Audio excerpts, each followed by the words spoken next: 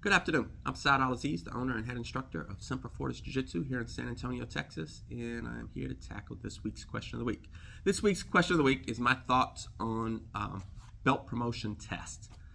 And the basics is each school, each instructor has their own criteria for belt promotions. And in my military journey, I trained at schools that did belt promotion tests. I've trained at schools that even not only do belt promotion tests, but do promotion tests for each stripe on the person's belt. White belt, blue belt, purple, brown. And I've been to schools that don't do any promotion tests. And each school, their system works for them. And each instructor comes up with their own evaluation system and what works for them. And I'm not going to judge which system is best. I can tell you what I do, which is I do not do belt promotion tests, whether it's for the belt or for the stripe. And I do not charge a belt promotion fee. It just comes in your monthly fee. You pay $110 a month to train at my school.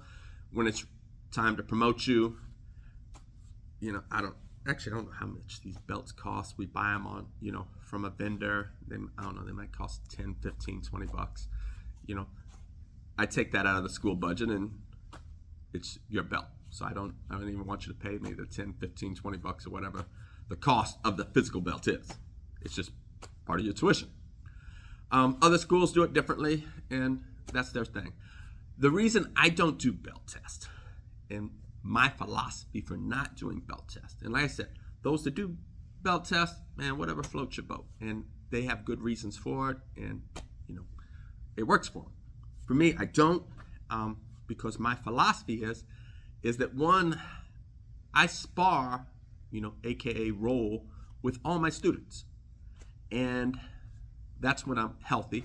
If I'm injured, like currently, I've been going through an injury for the past few months, I will sit there and I will watch my students spar and roll.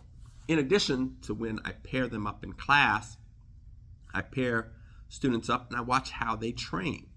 So for me, in my philosophy, is I already know without doing a test, what my students know and what they're proficient at and what they don't know and what they're not proficient at, just because I have sparred with all of them.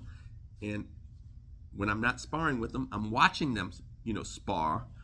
And so I know what they know.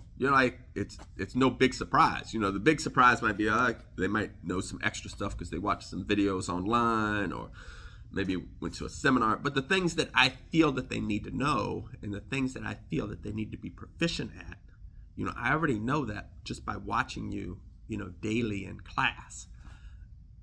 So I don't feel a need to do any kind of belt testing, and that's why I don't do any belt testing. So at my school, what I do is when it's time to promote you, I determine that based on how you train in class, your class attendance and your proficiency. Not only do you know the techniques that I want you to know, but you're proficient at them. Like you can make them work, So it's one thing to know technically how to do a scissor sweep, and it's another thing to be able to do a scissor sweep, say, on a person your belt level or higher. And so that's what I mean by proficiency. So you can know how to do a technique, the basics of it, but are you able to execute it at your belt level or the belt level higher? Those are some of the things that I look for. And I see that just by live rolling. And of course, I also evaluate that, because when some of my students compete, I'll sit there in a tournament and I'll watch in a tournament. It's like, does Joe know how to get out of side control? Well, I watched Joe in the last tournament. He was in side control for quite a bit of time and didn't seem like he had any idea how to get out, and he never did get out. Well, maybe Joe's side control escape isn't so good. But, I can also see that in class, and I'll more often see it in class. It's like, Joe's peers put him in side control. Is Joe able to escape side control? Or, the belt level higher than Joe when they put him in side control. Like, I'm not looking so much at my white belts. When I put them in side control, do they get out? Well, that's a challenge.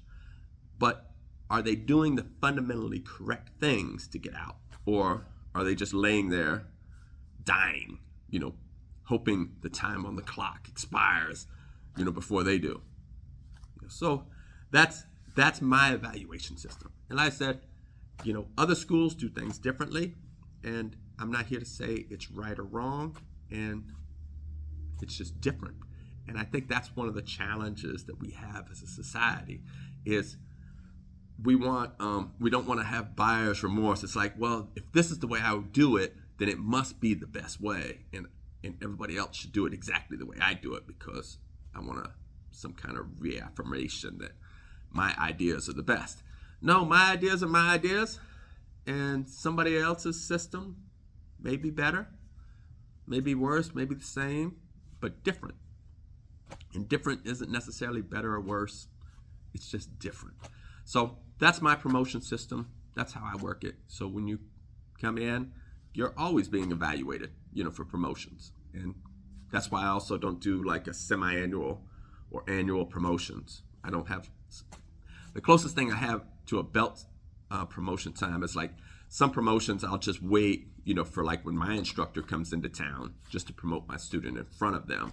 But most of my promotions is just, you came to class today and I determined it was time to promote you. And so I promote you that day. I don't wait for a certain time in the year. Like, some people do summer promotions and winter promotions, or they do promotions in December. Say, if you come in today and I feel like, man, you're really close, and then I see the things that I feel I need to see from you today, then I promote you today. There's no waiting for a certain date.